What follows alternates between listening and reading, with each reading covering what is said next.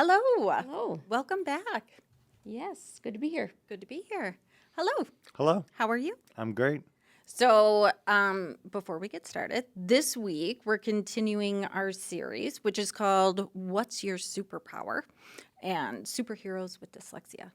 So, and this week we have a very special guest. We're so grateful that you came down here. He is the superintendent of Detroit Public Schools Community District and has an impressive educational background despite having dyslexia himself.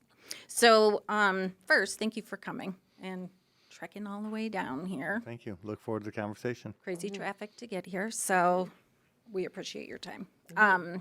So, can you first, for our out-of-state listeners who may not already know you, can you tell us a little bit about yourself, introduce yourself, and who you are and what you do? Sure.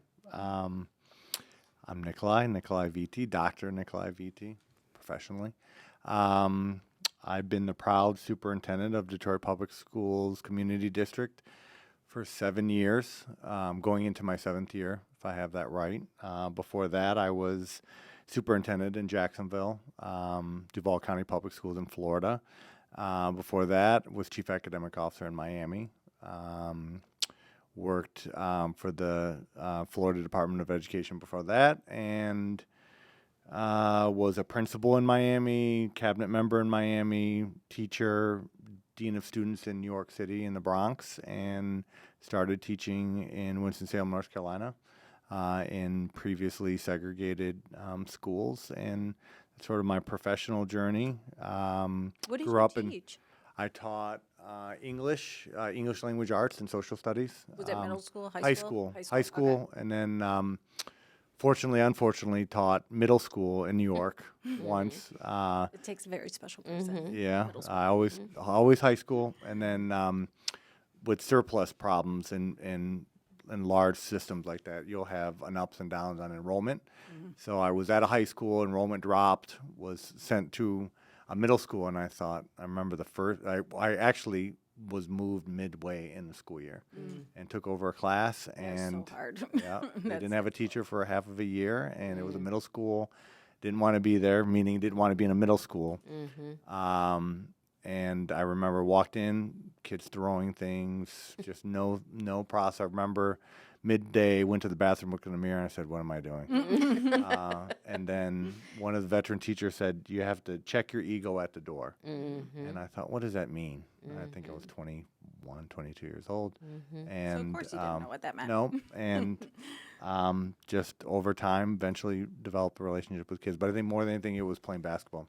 I played basketball with the boys in particular, lived down the street from the school, and did that every weekend, and really played, not just, real pickup in the Bronx, and then slowly, surely created relationships, and it was easier. But that's a middle school teacher story you asked. So No, I was curious because I didn't know what you had taught. yeah, and then from Metro Detroit, grew up here, left to go to Wake Forest. I was an athlete. Was really athlete first, then student, but eventually shifted and became more of a student, not an athlete, and eventually did well in college. And for me, it was how do I open up more doors for students like me who didn't have a lot of opportunities, and thought about law, thought about medicine, but eventually fell on the idea of being a teacher and focusing on education, because I realized that my awakening, my maturation, my confidence was developed through an education and great teachers, and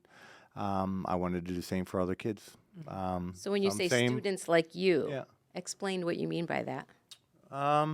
Students like me. So I don't, growing up, I don't think anyone would have told you that I was going to be the kid who got a, presidential scholarship to go to Harvard. No one thought I would be superintendent. I was a nice kid, somewhat popular, good athlete, but no one ever thought I would do great things, And so for me, becoming an educator and an educational leader is opening up doors and hopefully giving kids the opportunity to see their God-given talent, because every child has that talent, every child has that ability, and I believe it's the educational process that can awaken that, can hone it, and make it real. And my life journey has been about that. It was self-realization and confidence and pride in who I am, based on my education. And a lot of our kids don't necessarily get that at home. You know, their parents love them, but a lot of our parents are just going through life issues. They weren't successful, so they may not be getting it at home. And when they go to school, hopefully it's that teacher, it's the principal, it's the counselor that believes in them, pushes them, but loves and supports them at the same time, so they can be who they're destined to be, which is great. And I think it's the school system's responsibility to do that. So I have the pride and joy of making the system better on behalf of kids, and I think I do that based on my own experience. That you know, there were people that believed and advocated for me when I didn't always believe in myself, and I'm sitting here having this conversation because of those people. Yeah. And so, do you think you didn't believe in yourself because of your trouble with reading, or you were having trouble in school? I mean, because you said, you know, no one thought you would ever be this and this and this. And why do you think, is it because of that? I'm assuming that's what you mean by Yeah, I mean, it was, you know, I certainly believe myself as an athlete, and I recognize that athletics built confidence, gave me a sense of discipline and sacrifice, and I developed leadership skills through athletics. But yeah, certainly as a student, being dyslexic attributed to not being confident. Yes. You know, in school, I was the kid who would sort of put their head down when people had to read out loud. I was the kid, honestly, that was laughed at when we would read out loud. I mean, I have painful memories of skipping words, mispronouncing words. There were times when kids would call me stupid in school because I would just make silly mistakes. Nothing to do with intelligence, it's just processing issues and not being able to decode. And so one, it was dyslexia, not the ability to process things naturally like the average student. Two, I think it was honestly, and it's just truthful, growing up in an immigrant family. You know, there were certain things that kids would talk about that culturally I'd have no idea what they're talking about. You know, we didn't really watch TV. The things that you would talk about at home, we didn't. So I was at a disadvantage, sometimes awkward, talking about certain things. And then I think the challenges my family had. You know, my mom dropped out of school in high school. She was a teenage mom. So she was not successful in school. My dad left when I was young. My grandfather didn't graduate from high school. My grandmother didn't graduate from high school. In fact, none of my grandparents graduated from high school on both sides of the family. So it wasn't necessarily, there wasn't a clear path on how to be successful in school. Right. And when you're not successful, you avoid what you're not successful in. So for my family, it was like, well, send them to school. You know, my family decided to send me to a Catholic school because they thought that would solve all the problems. And it's a little more complicated than that. So it was, well, we'll send them to school. We send them to a good school, and they're going to do right by them. And, you know, fortunately, I think I was successful in some ways, or more successful, because I did go to a Catholic school. But that in of itself was not a silver bullet. So that's why it wasn't.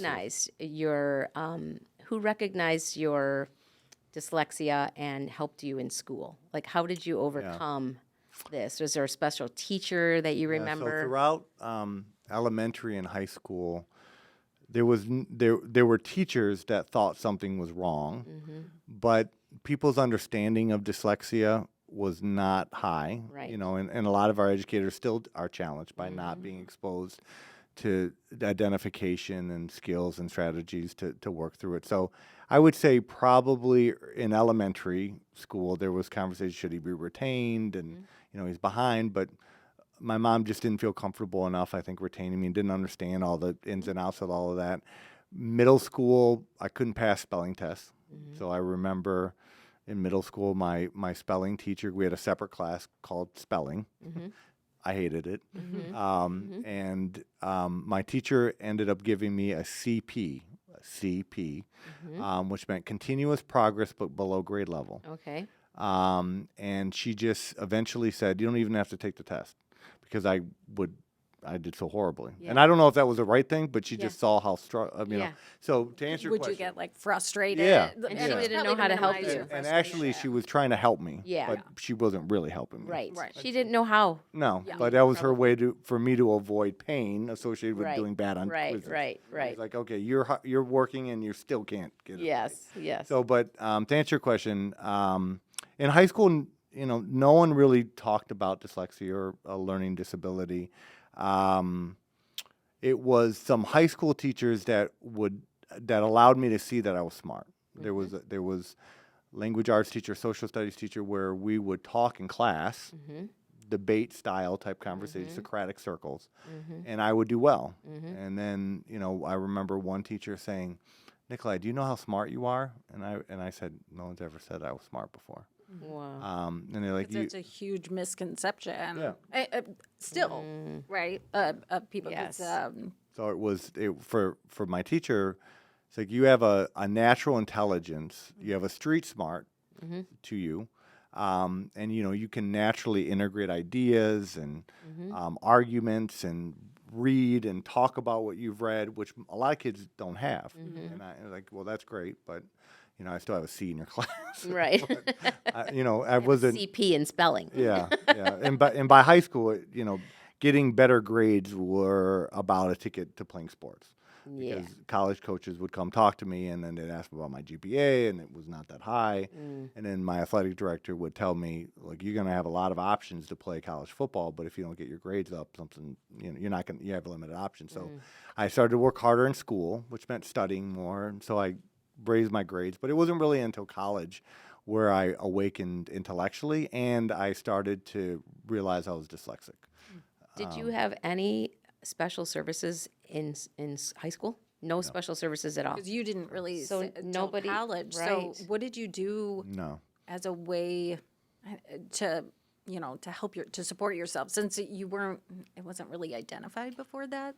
Yeah, I would say in elementary and high school, I wasn't provided any additional services. I don't even think I was using strategies to necessarily cope. For me, my goal was pass, pass the class.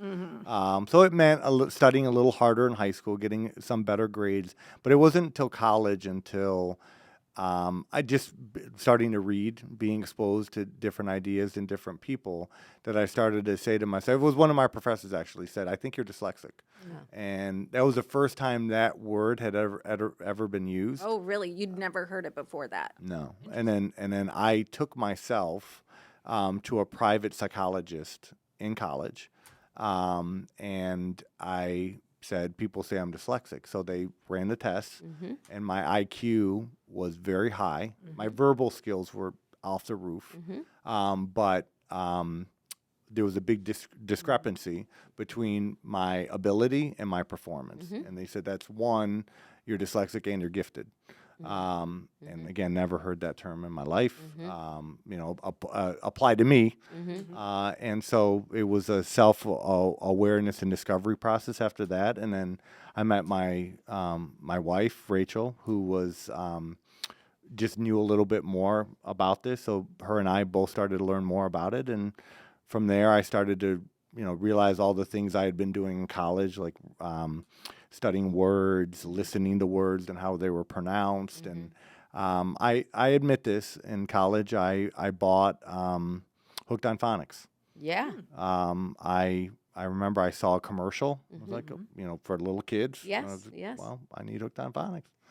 So you In college, it was like I had fixed yourself. flashcards. Right. you to learn how to read. diagnosed and provided your own Yeah, remediation. yeah. So I could read, but below grade level. Sure. And I did Hooked on Phonics on myself. Had all the flashcards and the headsets to understand and learn sounds, and that was it. So So just hearing somebody say, "I think you're dyslexic," that was probably a turning point for you, right? I mean, how did just even somebody identifying you with this thing change your life? I mean, you said you met your wife and you guys talked about that, and you went and got hooked on phonics, and you you started that, I mean, it really just being somebody saying that word to you kind of was a Yeah, I did. At changed first, you a little honestly, bit. when I first heard it, and then I started to read it, most people that hear dyslexia think it's just switching Letters, or Or numbers, seeing and it it's wrong. much more complex than that. And Yes. it was really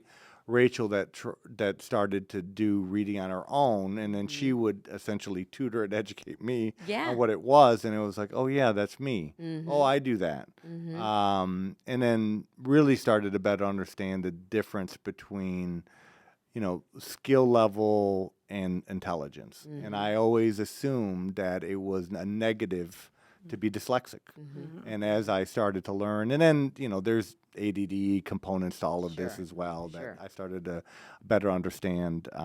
So, for me, it was always, I figured out strategies on my own. But I think the big awakening for me, honestly, was our children, is when our oldest son, who was this beautiful boy, grow up in a home with, I have a doctorate, Rachel has a master's degree, reading to him all the time, talking to him all the time. He's so curious and just engaged with the world, perfect upbringing. Gets into school and he can't read. And even me getting frustrated. See the word, Yeah. and not even connecting my brain. He has my brain. Right. Right. And it was and he was more of extreme dyslexic than I was. And then just seeing how difficult it was to get him the right intervention, the right diagnostic.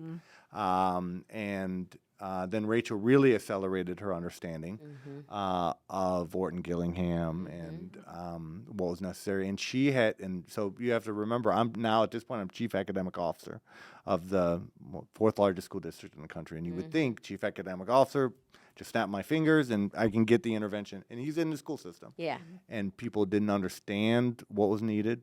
We were fighting the system to try to get him the right intervention. Had to actually homeschool him for a semester Wow. because he didn't want to go to school, crying. It's because And- it's not usually diagnosed at schools too. So, And so eventually, we both started to better understand it. Middle class, upper middle class means. So private tutors, and slowly he starts to learn how to read. And then we created a special school in Duval called GRASP, which was just for dyslexic students. And he attended, and my youngest son, who was also dyslexic, attended. Wow. And so at this point, they're both at that school. They both moved up, being grade level readers. And, I learned about the school district being open here. Search firm says, we need someone who is sensitive to community, but will push for change. And we think you're the person. So the board comes, visits GRASP, meets me, my sons, and my wife, and then I come. But anyway, it was a journey for myself, but even more of a journey as a father, with our two sons. So how does all that experience, your own experience, the children's experience, how does that influence you as the superintendent of a very large school district? I mean, what experiences did you bring with you and say, I want that for all of these kids? Right. Well, for me, it started in Miami when I was chief academic officer and just trying to better understand tier 2, tier 3 reading intervention. But it accelerated once I went to Jacksonville and the superintendent. And that was the creation of GRASP, which was the school for dyslexic students. And then that meant Orton Gillingham training for teachers, Orton Gillingham-based instructional materials there. And then when I came to, it was just rebuilding everything from hiring teachers to paying teachers to curriculum that was on grade level. So we had some initial foundational work to do before we could get to more innovation. But once that was done in the first couple of years, then it was moving to the right tier 3 Orton Gillingham based approach to literacy. And we've been implementing that for now a good 4 or 5 years.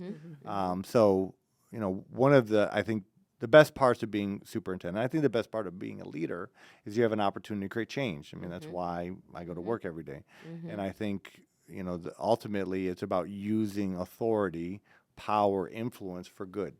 And I think that one of the best examples of that is bringing forth a Norton-Gillingham-based literacy intervention process to DPSCD. Yes. So that started with just training, having academic interventionists, so people with college degrees to be trained in Orton-Gillingham-based training them, materials that are aligned to that, and then using it with students across the district, regardless of the school that they're in. And that model is really the only people that are getting that kind of intervention are middle class, upper middle class parents. They know how to navigate through understanding for themselves how to intervene properly. So just extremely proud to in DPSCD where our average family is below the poverty line. They don't necessarily know how to navigate an educational system. Nevertheless, the reality of being below grade level in reading.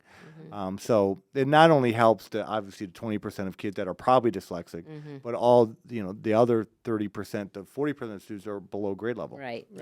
Yeah, Everyone would benefit from it. exactly. Just Right. being proactive Right. instead of reactive in that way. Katie and I both were very involved when you brought BrainSpring in to the school. We did trainings Yeah. there with lots of teachers, Right. and I mean, we've gone in and done coaching, and it's amazing to see. And it's amazing the light bulbs that go off Yeah. for the teachers Yes. and the academic interventions when they're exposed to it.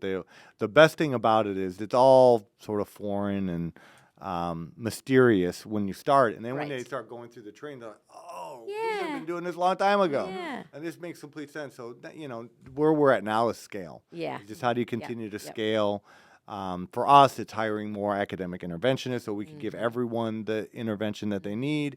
And then, obviously moving to the teachers, which we've done at the early grade levels, but eventually getting to the middle school and even high school so that it just is embedded in our everyday work. Right. So we're almost there. And this is why, for me, sustainability in DPSCD is so important. There's so many leaders that I think start with a bang and they create really positive change initially, but they never see a sustained body of work. And this is why I still feel blessed to be in the space that I am, because I think there's no doubt we have improved the school system. No one objectively looking at the district can say we haven't improved. Right. But for me, it's about creating a legacy of sustainability and improvement where the leader after me will be committed to the same things, do things differently in her or his own way, but be committed to the reform and to the sustainability of the work. And, that's where we're at. It's now sustainability and scale after getting through the difficulty of the pandemic. So is GRASP still operational down in Florida? It is, yeah. Are we going to have GRASP in Detroit? Great question. So doing GRASP in Detroit is hard. So a couple obstacles. One, the only reason why I got GRASP off the ground in Florida, there was so much resistance to it because, and understandably so. The argument is if you have a dyslexic student, they should be, quote, mainstreamed and in a regular school environment and provided the right kind of intervention. I believe that in theory. But what I saw with my own son was there was no way that you were going to be able to, in a holistic way, give him what he needed. And the only way I was going to be able to give him what he needed at that age was to homeschool him, not me, but Rachel, or put him in a private school just focused on getting him to where he needed to be as a dyslexic learner. And there are schools that exist like that, as you both know. $30,000 a year, and who can afford that? Sure. Especially the average student, average family. So I was determined to do it within a public school system. And it took a lot of work, a lot of politics, honestly, at the state level to get it off the ground. And I had deep relationships politically in Florida to get that off the ground. And then once we did it, we had parents coming from all over Florida to go in that school. I remember one parent vividly, I'll never forget, said, "You saved my child's life." That going to GRASP was no different than giving him open heart surgery. Wow. Is what the family said, and that was how Amazing. unique the school was. So Yes. yes, it is a great example of sustainability, which. And we were both terrified of what would happen after we left. And, they made adjustments, and I don't know if it's as pure as it was, but there's legacy connected to it. So So why Detroit- not Detroit? Yeah. So One you're saying, had to find the right leader to do it. Yeah. And I have not been able to find the right leader. We found a leader in Jacksonville whose child was dyslexic, had been connected to a dyslexic school, if I remember right, in Colorado. So one, just like the capacity of being a manager, but also the sensitivity of leading that type of school. The second barrier is the politics of Michigan. I had initial conversations with the Michigan Department of Education, and it was like no on arrival, no way. And so, with all the work that was needed in DPSCD just to rebuild normal systems and processes, I didn't want to get distracted on trying to do this when the system itself had to be rebuilt. So now that the system is normalized and we're moving, I think now, next couple of years, I could start to move in that direction. And then there's challenges in Detroit around just buildings, how buildings are used, utilization. You know, how do you open up one more school when other schools are not fully utilized for just a couple of kids? Sure. And resources for just a couple of kids. So there's complications there, but something I would like to do. Yeah, yeah. I'm always curious about this, you know, because we all know that money is always a stumbling block, right? So what gets in the way, what do you think gets in the way of progress and innovation aside from money? What are those stumbling blocks aside from money that are going to prevent these great things from happening? So when you think about that question, are we talking about just what dyslexic learners need? Not necessarily. Or just in general? Any kind of innovation. I mean, Yeah. we're talking about dyslexia and Yeah. support for those students, but, you know, there are a lot of kids in Detroit that need a lot of things and Right. they're not dyslexic, Yeah. right? So think about those what gets in the way? I Yeah. mean, school boards, parents, politics, I mean, all those things, I'm sure. Well, one, above. Yes. one, I would say in education, one, I think we know what to do. We just don't always do it. So, you know, there's always a talk about innovation, and some of it, like, even when we talk about Orton Gillingham, like, that's not even innovative. No, It's what we should be doing. right, So right. we're doing it differently in DPSCD, so it sounds innovative, but it's actually best practice. So, you know, one thing I would say is we don't always do what research tells us we should do, because we get distracted, because we don't have the courage, or we just don't know it. And that's, you know, the other scary thing is you have leaders who don't really know what to do. So for me, it's always about let's do what we're supposed to do, and let's do that well before we even have conversation about innovation. So that takes your question a little bit differently. But then to get to why don't we always do the right thing for children, and I'll just take your question a different way. Yeah, go ahead. One issue is resources. You know, the average student in Detroit just needs more resources than the average student in Birmingham, in Southfield, in Troy. And the school system, unfortunately, is not funded to do that. And we still have inequity throughout the state. So the state funding formula has gotten better, especially under Governor Whitmer, but we're still not at equal. So let's get the equal, and then let's get the equitable. So that's one challenge. And it's a hard conversation to have, because the perception is that DPS doesn't, in the past, has not always used its money the right way. And then there's politics linked to race, there's politics linked to wealth distribution that get involved and complicate the conversation. So that's one. And what I would just say, anyone who doesn't think that we're using our money the right way, check our audits, Yes. shadow me for a day, go to our schools. I mean, we're doing those things. The other challenge is there are factors outside of the school that influences learning. You know, a lot of our kids, when you just see them coming to school every day, it just, you know, stories of apartment complexes burning, Yeah. and kids coming to school the very next day. Yeah. Yeah. You know, or the extent of violence that students are exposed to, and yet they still come to school. So there are external factors that we can't control that influence learning, that I wish we could control that we can't. Kids moving from the east side to the west side multiple times. There are kids that will move 5 times a year.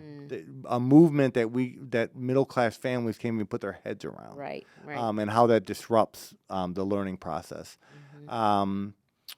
And then, there are politics. It's trying to change a system to focus at the core children and not adults. You have to take care of the adults to take care of children, but you have to make decisions in the best interest of children. And in any organization, that can be complicated with political factors and adults. And so that can get in the way of high standards of expectations, and you have to fight through that and communicate through that, and eventually try to create a culture that it's about children. We love the adults, but we love the children more. Yeah. So when you were in Duval County, was that quite different from Detroit, or was it a similar kind of demographic? Or when I when I came back here and I interviewed, there was a piece that I had during the interview process. Just I felt home. The leader of the urban superintendent's program that I went through at Harvard would say, "Oh, I always knew you were going to be a large urban school superintendent, and a good one. I never knew you would do it in the South." Yeah. Is what he said. And I was naive at how different it is to lead change in the South. And so, even when I went, even Miami, which is more cosmopolitan, there's a different energy and flavor than the rest of Florida. There's like Miami and then the rest of Florida. Miami was different. When I left Miami to Jacksonville, I underestimated just the historical significance of race when going to Jackson. It was very hard. It was hard on me. It was hard on Rachel. It was hard on our kids. And so for me, it was, I want to be superintendent. I want to lead a district. I want to stay in Florida because of my relationships and the credibility I had built. And there was a demand from the community, the business community, to some extent the community, to have a reformer. I was young. I was ambitious. I wanted to be an agent of change. And I went to the place that was closest to Miami. There was other districts that wanted me, but I went there. And, I don't regret going, but it was very hard. So to answer your question, the difference, Jacksonville was a constant fight. Everything was a fight. And everything was about resistance. And it took a huge toll on me personally, professionally. We did a lot of great work, but it was very hard because of the resistance. It's considerably larger than Detroit. Yes. Well, I was surprised by that. Yeah, I even forget now. I think, 160 what did we say, schools? Brendan? 129,000. 129,000 students. Yeah. And a big county system. So think of like Wayne County, Right. that size. That was Duval County. Here, there hasn't been as much resistance. I think here people want to change. They expected change. And for the most part, they've embraced it. And the school board has been extremely supportive. They, the conversation I had with them was, "You sure you want me? I'm coming to change the system. Yeah. I'm not coming for a job. This is going to be hard. Do you sure you want reform?" And most of them looked at me in the eyes and said, "Yes, we are going to support you." And I said, "Okay, you're going to have to, because I'm going to push the system. I will be sensitive. I will listen. I won't be arrogant with the change, but we are going to change." And they've been largely supportive. The majority has been supportive each year, and this is why I've been able to do what I've been able to do. So the board has been much more supportive here. But yeah, a lot of differences between the two. The community's engagement is definitely higher in Jacksonville. You had to deal with the diversity of county. Like you had schools that were predominantly white, schools predominantly black, schools more middle class, lower middle class. You had such a diversity within the county that you were always trying to make people feel better about the decisions you made and the resources that you had to shift. In Detroit, it's more monolithic. Although there's diversity within the system with exam schools, applications, East Side, West Side. Those complications are a bit different and not as complicated as you had in Jacksonville. Interesting. So what are your goals for the future for Detroit? Well, What are you working on next? Well, always working on something, but prior to this year, it was really it was turning the corner from the pandemic. The would say about 3 years, it was just heavy managing the pandemic. Yeah. And so we just had to survive the pandemic. We did that. And last year was the first year we really got back to the reform, focused on student achievement. And our numbers at the end of last year, the 22-23 year, are very positive. So we improved in average daily attendance. We reduced chronic absenteeism. Our at and above grade level performance in literacy, math, PSAT, SAT is all higher from 22-23 versus 21-22. And some of our numbers are even rivaling pre-pandemic levels. So that just means that we're sort of back on track to being a reform district focused on student achievement. So where we go from here, in my opinion, is accelerating that. You know, our goal, and had the opportunity to talk to our principals today, is our goal was establish a foundation of normalcy. Let's be a normal district in all that we do. Now let's show improvement and get beyond the pandemic, which we've done. So now it's trying to get back to being the most improved large urban school district in the country. And if I'm able to lead long enough, it's to be the best large urban school district in the country. So I feel like we are now getting back to the reform. Yep. We're showing signs of the improvement, and now it's about accelerating it. So that's what we're working on next. Initiatives. You know, it's really not about new initiatives. It's about refining what we know we need to do. Things like health hubs and bringing more resources to families, I think, are going to be important to address the issues that get in the way of chronic absenteeism. But scaling tier 3, literacy intervention. And then the other big thing is to reform high schools. We have to get to the point where our high school students want to go to school, not just the athletes, not just the ones that are definitely going to college, but all students. And that high school is really a springboard to college or the world of work. And I just think we have to rethink the high school schedule.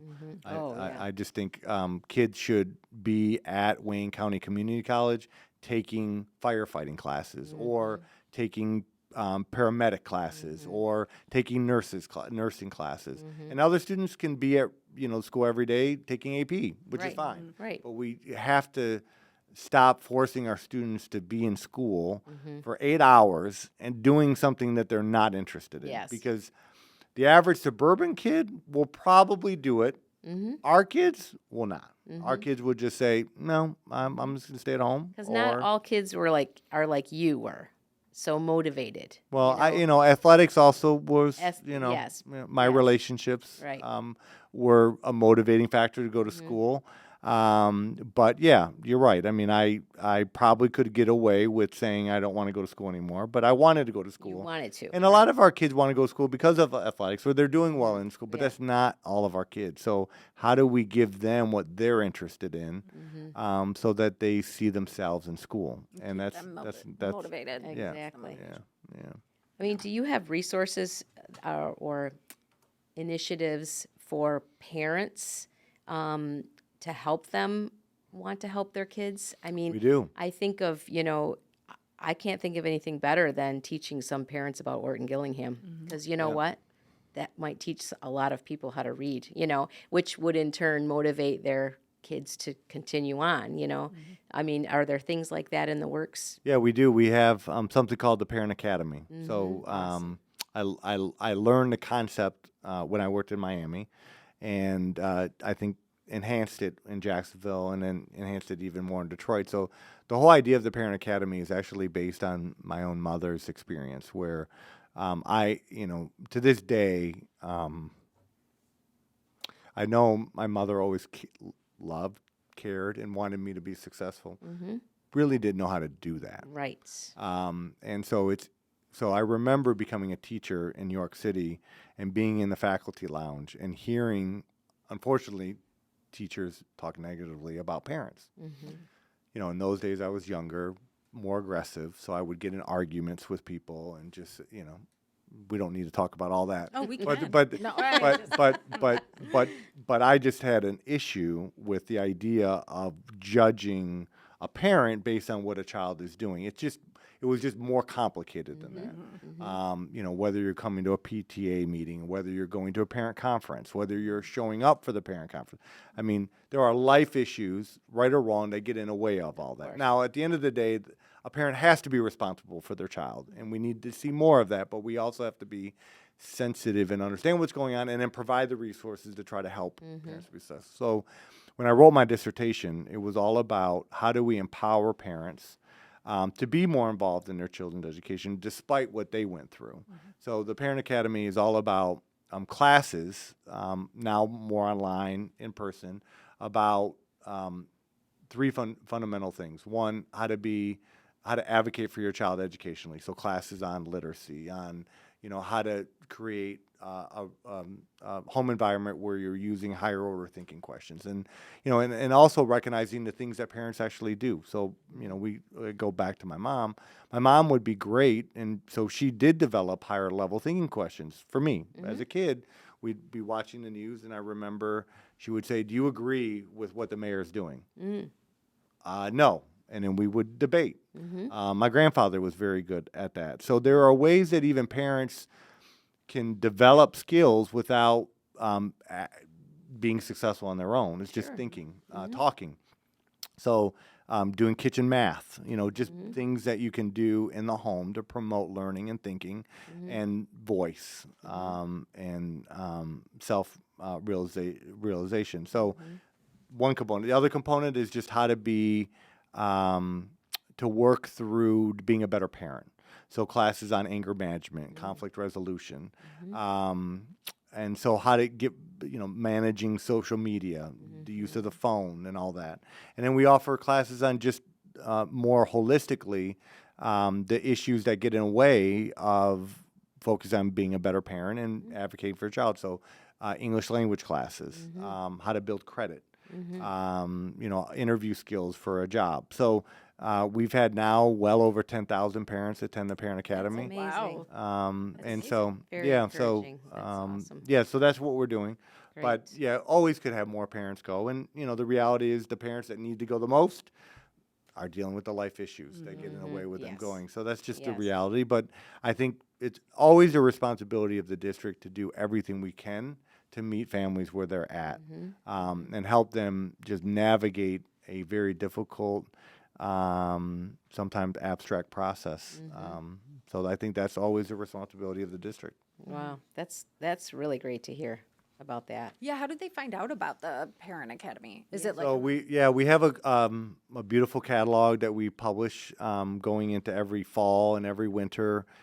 Send it out on email, let people know on the robocall, on the robotext, put it on our website, and word of mouth. That's awesome. Yeah. I have this list of facts about you, Oh. and I found this interesting. You told an interview one time, I struggled mightily. When I took a standardized test, it told me I should be a farmer. Well, thank God you didn't become a farmer. I mean, you would have been a good farmer, I'm sure, but I would have been You're- healthier. but you're helping a lot of people now that you've taken this route. Yeah, that was a 7th or an 8th grade test. I remember getting back, and I said to myself, I've never seen a farm in my life. A farm? I'm tests being a were farmer. always I don't so even know. I've mostly seen concrete all my life. Isn't that funny? Yeah. I feel like when we did those tests, everybody got the same answer. Yeah. Everybody was going to be a marine biologist, and I was like, how are all of us being the same thing? Yeah. I think it was funny. Hey, do you want to do the lightning round? Yeah, we have some Okay. lightning round questions Oh, for fun. you. Get your Detroit cap on. Okay. All right. Go ahead, Katie. You're gonna stop me on one of these. Yeah. No, you won't. No. So you're just going to choose one or the other. You tell us which First one. answer that comes to your head. Okay. You got a choice, one or the other. Yeah, there's two choices. Yep. So Verner's or Canada Dry? Oh, Verner's. Oh, good answer. Yeah, for sure. Always when you're sick. Yeah. And my son, he tries to get away with saying, my stomach hurts. Yeah. Verner's. Yeah. Yep. And I'm like, No. no, it doesn't. How about Lay's or Better Made? Better made, without a doubt. In fact, my son, and this is the progress we've made. I know you just want lightning. No, I like it. I've promoted Better Made since the kids were young, and every time we would come home, always get the barbecue Better Made chips. My son is at the Naval Academy, so even his own journey of being he's at one of the best Wow. schools in the country now, doing calculus and upper level math and the rest. But long story short, he just wrote us a letter saying he wants Better Made chips. Because you can't get them there. Exactly. Very good. Okay, so I got to tell you this then. Because for my birthday, we lived in Vermont, my husband and I, and we had just moved out there, and I missed Better Made so much. And so my husband, for my birthday, came home, and he had ordered a box full of it, and they gave me like every kind of thing you can imagine. And I have a picture of me on the couch with bags of Better Made on me. So I get it. You could send them a little care package. Yeah. They do like a variety thing. Yes. All right. And they're almost Lions fans, most of them. Oh, So good. that's the other big Oh, all right. accomplishment. All right. American or Lafayette? I like both. I know I got to answer. I'll go Lafayette, but I I agree. appreciate them, but like both of them. I'm not trying to be politically correct. This was like the hardest question so far. How about U of M or MSU? Ooh, Answer wisely. Easily, Michigan State, easily. Yes. I do root for Michigan. I knew I liked you. I do root for Michigan when they're not playing Michigan State, but yeah, from Magic to Mateen Cleaves, I can go on and on. I'm a Spartan. All right. I'm so glad about that. Okay, how about if you could get season tickets to only one sports team in Detroit, what would it be? Oh, that's easily now. I mean, that's easy. The Lions. All right. Yeah, I mean they're the best. See a team good around. future? I'm very optimistic. All right. I'm always optimistic. I'm like, wow. But now, not only am I optimistic, but now there's substance behind it. Like I can now argue why I think they're going to be good rather than just being hopeful. Let's keep our fingers crossed. Yeah. Okay, we have a last one. Last one. Hopefully you get this one. It's a joke, kind Okay. of. Goodwill Hunting or Legally Blonde? Goodwill Hunting. And Do you get the joke with that? No. oh, well, they They're both both- took place at Harvard. Oh, okay. I We didn't know if you'd get that. Legally Blind. I'm aware of. I don't know if I've seen It's it. very funny. You should yeah, watch it. Yes. Yeah. I know of She it. goes to Harvard Law. Okay. Yeah. Yeah. Goodwill Hunting. I know. I can relate to this. Yeah.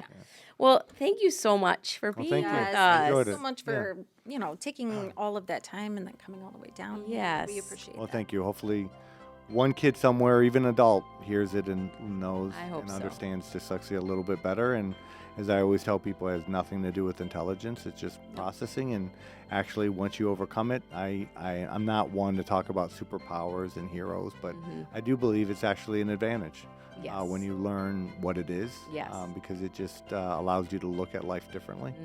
I think most importantly, it allows you to be empathetic. And I think that's a key to being a good human being and, Yes. more importantly, a good leader. Yes. Thank you so much. It was great talking with you. Thank you. Yes, thank you. Thank you. Thank you for listening to the Orton Gillingham Podcast, a BrainSpring production. For additional content, please subscribe to our YouTube channel, follow us on social media, or visit our website at brainspring.com. To submit questions or comments, please email us at podcast@brainspring.com. Your feedback is always welcome.